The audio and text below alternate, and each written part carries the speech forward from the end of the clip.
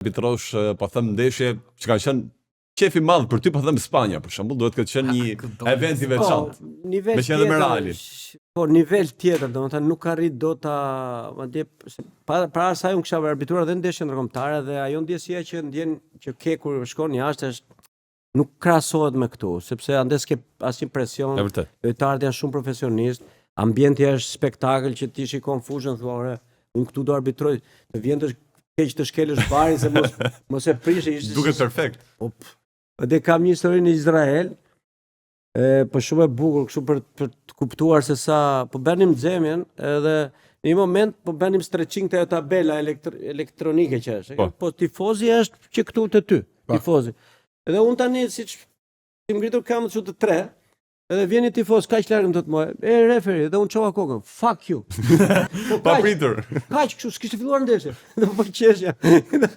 Ora tash ky më duk si nga Vlora, në Vlorë bënim xemjen, edhe po unë, domethënë tifozët edhe pse na shanin i kisha shumë qejf. Domethënë kjo sharja, kjo më karikonte shumë, më jepte një lloj e përdor për motivim. Një lloj adrenaline të paparë, domethënë kur ishte në bosh stadiumi ka përgjumë shumë, ama kur ishte stadiumi plot, edhe në Vlorë tani i vija këtë, më thoshte ai delegati, o Lorenz, po mos shko ande o. Atje bëjan xemin, i thoshja unë profesor, ande është rregulli, kot se më Ti duhet të ishe vet aty. Unë doja të isha aty ngjitur me ato me tela, edhe ata vinja atje, se këto asistenti kisha edhe çuna të rinja, ndonjëherë edhe nxeheshin, i thonë ç'kem. Ta me libër shtëpie. Po me libër shtëpie, se vlonjatët kanë edhe një të sharë kështu po. Ta shpikin, ta gjejnë. Po nuk ta shpjegoj dot. Po thoshte njëri, o arbitër, o të minte mure. Shikoj kështu, ç'a thua më burr, ç'a thua? Në një moment më vjen njëri te rrjeta, po them ja këtu se atje ka një distancë edhe po më shante kështu. Edhe unë që po shikoja në sy, tash një moment ndaloj. Ç'a ke më burr?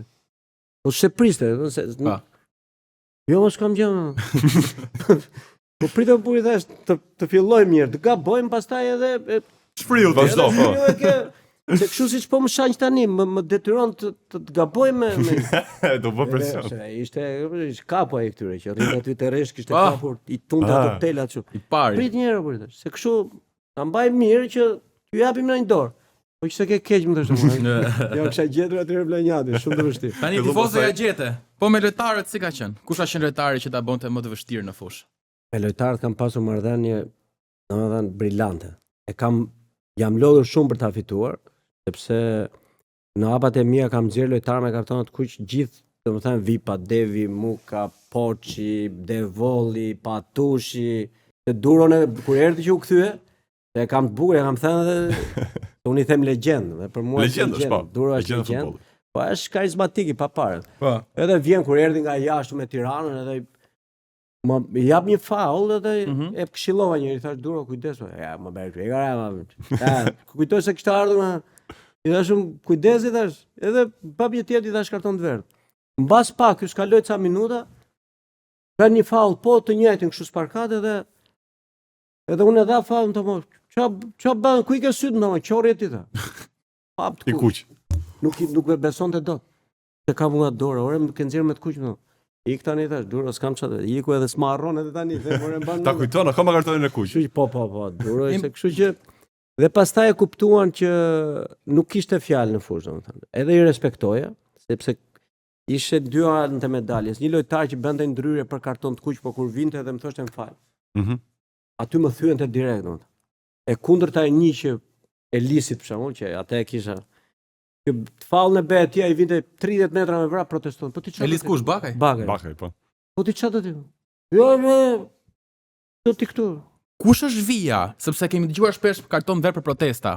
Kush është vija që një lojtar merr karton verdh? Pra, kur thot o qor o budalla kartoni verdh dhe kur çfarë me libër shtëpi kartoni kuq? Si ndahet kjo vija? Ma shpjegon pak? Protesta që i sesh o qor o budalla, o qor o budalla është kartoni kuq. Është kuq direkt.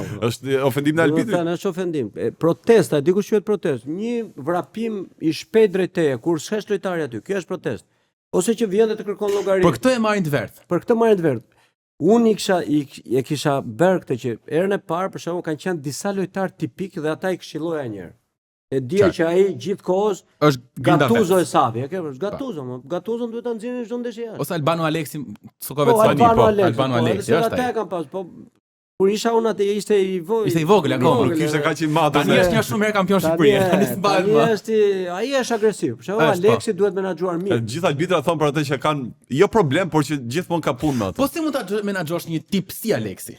Kollaj fare. Të tipit. Ai është e kapiten, ai do 2 herë menaxhim, sepse ai vjen edhe me statusin e kapitenit për të kërkuar llogarinë thonjza, po paqësore, jo agresiv. Që vjen thotë, "Shiko, unë jam kapiteni, por Aleksit ja bën të ditur që në fillim, i thua, unë nuk ka tani të vishti çdo fallë të vish të protestosh, sepse para mula autoritetin.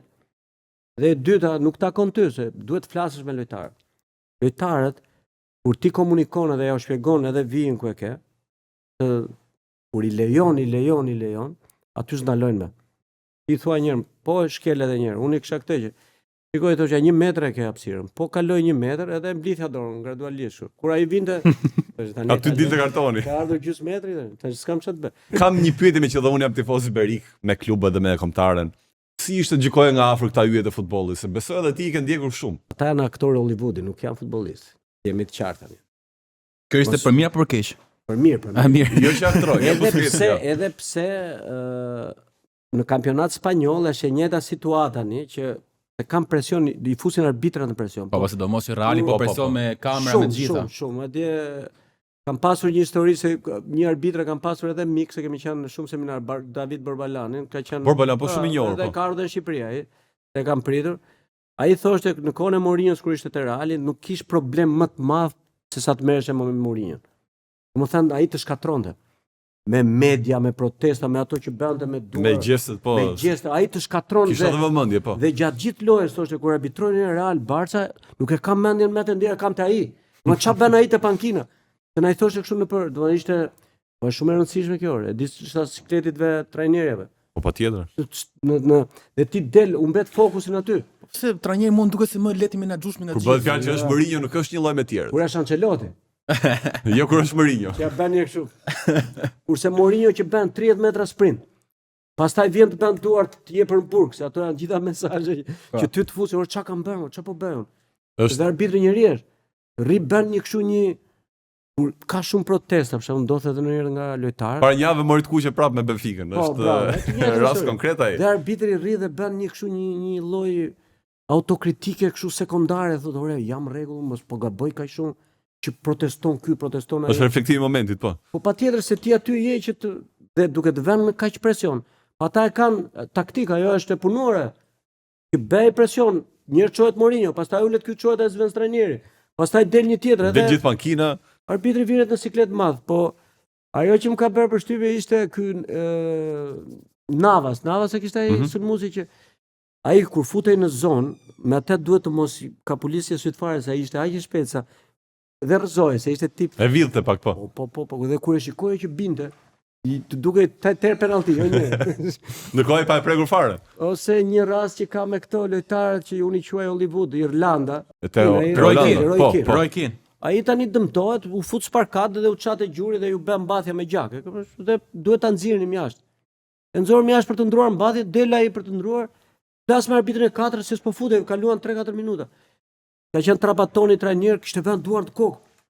E mu këti orë çfarë po ndodh aty mos? Po s'ka mbathje me numër tha. Ç'a thua? Dhe tani u bë problem se si do të i thash, "Ok, futej tash." Fute pa... U fut pa mbathje? Pa numër. Tha ç'u bë.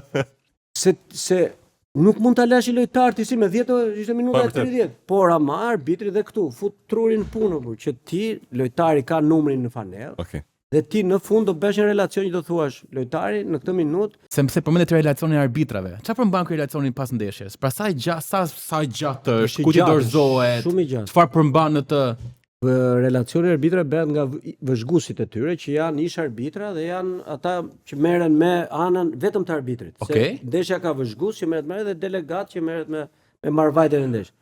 Dhe vëzhguesi i bën edhe një lloj analize, pozicionimi, vrapimi mbrapsht, vrapimi ansor, sprintet, ja bën të gjithë. Dhe pikat për përmirësim, pikat që i ka të forta, pikat që i ka të dobta, që të Të korrigjohet.